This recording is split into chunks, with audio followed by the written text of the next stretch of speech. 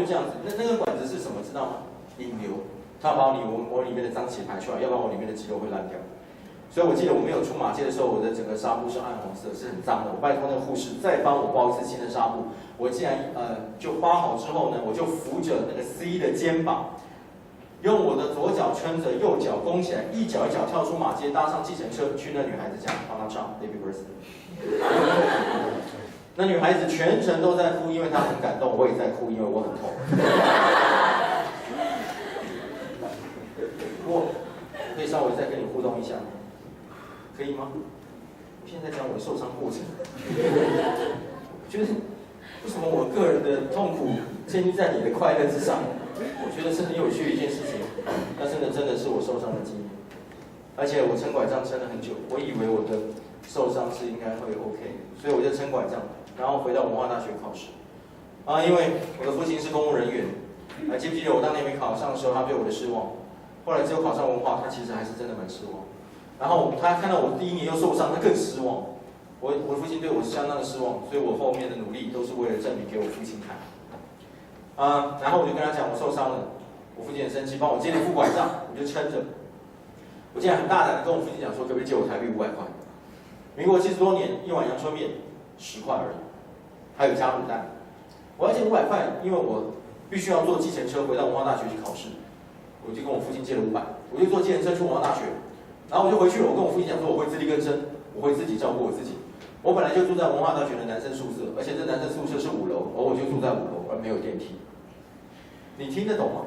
我每天撑拐杖上5楼下5楼是我人生最大的挑战，我根本没让他上厕所洗澡，而且更夸张的是，文化大学它是一个坡地建筑物，跟我们学校很像。你不觉得我们学校有时候楼走过来很奇怪？这边的什么3楼走过去是4楼，因为我们是坡地嘛。文化大学也是个坡地，而且文化大学更夸张，冬天很冷，雾很重，比我们更重。而且它的窗户是木头，我们冬天最喜欢在文化大学上课的时候，我就跟窗户旁边同学，快点起浓雾了，赶快把窗户打开。然后雾竟然进来，你知道吗？老师上课哦，回头一看，后面都是雾，我没有骗你，是真的。然后再回头看，雾散去了，后面同学也不见，你知道吗？我们都是雾进雾出啊，所以一个非常有趣的一个学校。但是问题就来了，我撑着拐杖，在外面下着微微细雨。所有人都必须要去考试，没有人帮我撑伞，所以我就一个人走在外面的坡地上面，然后走下楼梯，下着微微细雨，我没有撑伞，然后走着走着，我人怎样？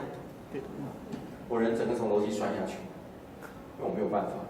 而且当我摔下去的时候，我第一个动作把拐杖给丢掉，而且我一定要知道我的姿势要优美，所以我让我的左侧重摔，因为要保护我的右脚。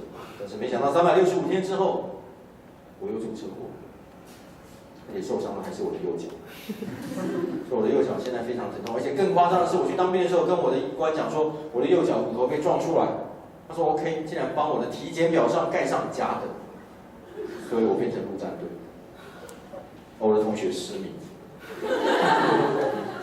人生就是这样子，但是也不要后悔，也只有这样子，我才能够讲很多的故事给你听，而且这些故事都是亲身经历，你要去编都很难。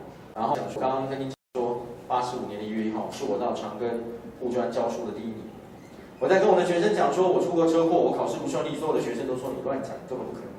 就没想到85年的1月1号，我竟然莫名其妙的中风，所有同学哭成一团，说这个人真的是异类。他所讲的是真的。而你知道我早上起床去刷牙的时候，竟然遇到我人生最大的挑战，我没有办法吐掉我的牙膏泡沫。你不会觉得很困扰吗？然后我就用水倒进来，然后把我的牙膏泡沫给冲掉。我就骑摩托车，我想说没关系，我就骑摩托车去买早点。那时候还没有规定要戴安全帽，但是我一边骑车一边在流眼泪。很多路人就说奇怪，这个人为什么那么感动？你猜我为什么一边骑车一边会掉眼泪？为什么？不懂吗？因为我不能眨眼睛，我没有办法自主式的眨眼睛，所以我一直被风吹得掉眼泪。我当时想说，那应该怎么办？但是我不知道该怎么办，我就还是买豆浆。买完了豆浆给家人之后，我喝下第一口豆浆，豆浆竟然从我的嘴角流出来。我那时候才恍然大悟，我完蛋了，我可能恐怖力大妈秀多。可是更夸张的是，所有的老一辈跟我讲说现在是放连假，以前元月是放1号、2号、3号，那时候还没有周休2日，所以我放元旦3天假期，老一辈跟我讲说，千万不要去大医院看医生，千万不要去，我就忍耐不去看，因为他们告诉我说，那时候大医院的医生都是实习大夫，不要去。我一直忍耐到元月4号，才去台北市一间很有名的医院看，我不知道你有没有听过这家医院，它叫台北长叉医院。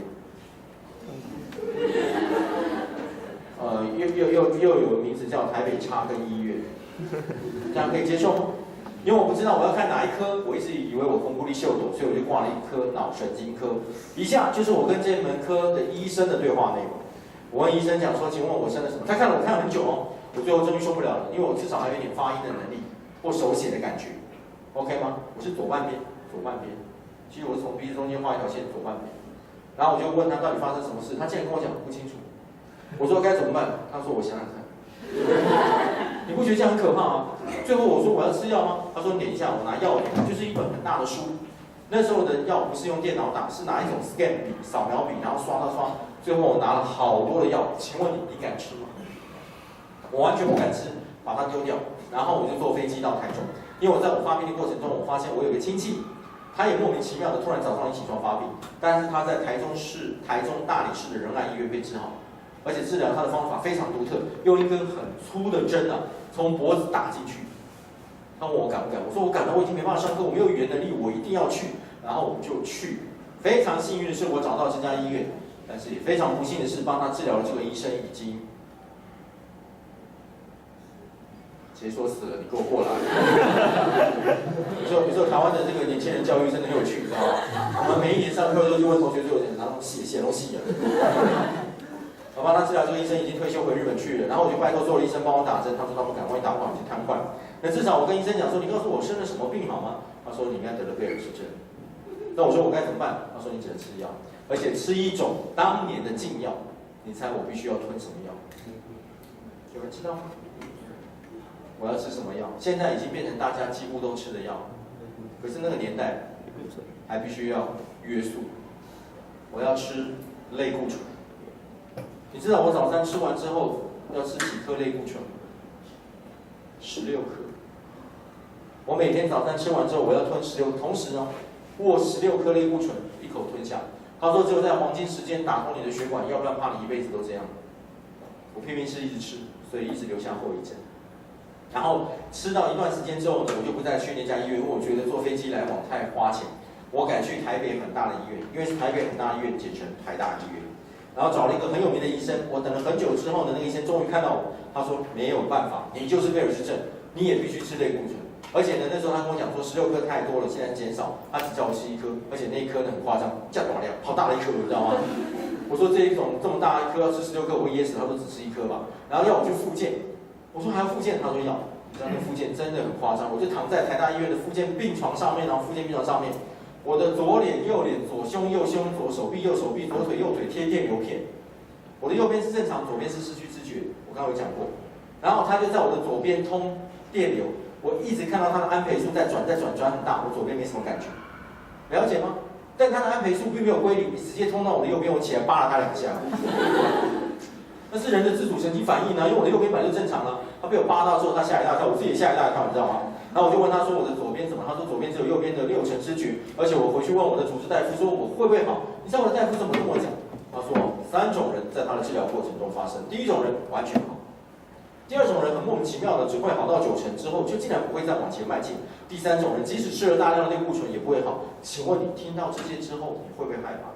你需不需要你的朋友或是你的家人支持？听得懂，真的了解。我害怕到不知道该怎么办，你知道吗？然后更害怕的不是我，是我的家人。我的长辈竟然跟我讲说，你应该不是生病的，你去看当地，给我看当地耶。而且看当地之前更紧张，你知道我家人讲说，你去收惊，他喜欢我妈妈还有创奇赛，你知道吗？我还真的去收金了，我有去行天宫收过金，你知道吗？但是没有用，但是我也去看过当地，而且那当地是非常有名，是台北市很有名的一个神坛前面的乩童。我记得我在他前面等了很久，2个多小时，他在各个地方做法事，不断用电话联系。最后他终于来到现场，我等他很久，你知道吗？他来到现场看了我的脸，他突然大叫一声，当时吓死我了，你知道吗？他突然大叫一声，他说：“先生啊，你的脸呢要去看医生，怎么给他洗？”你知道吗？还好他没有骗我吃香灰，要不然我也可能走上那条路。我为什么要去看当地？因为我在发病之前，我曾经开车进入到一个巷子里面，巷子有人在出刷，你听得懂吗？出病，结果我的车子一直开不出来，所以有人讲我看我刷掉，然后我就这样吃类固醇，一直吃，然后我每天还练习我的国语注音发音，才慢慢恢复到我的语言能力。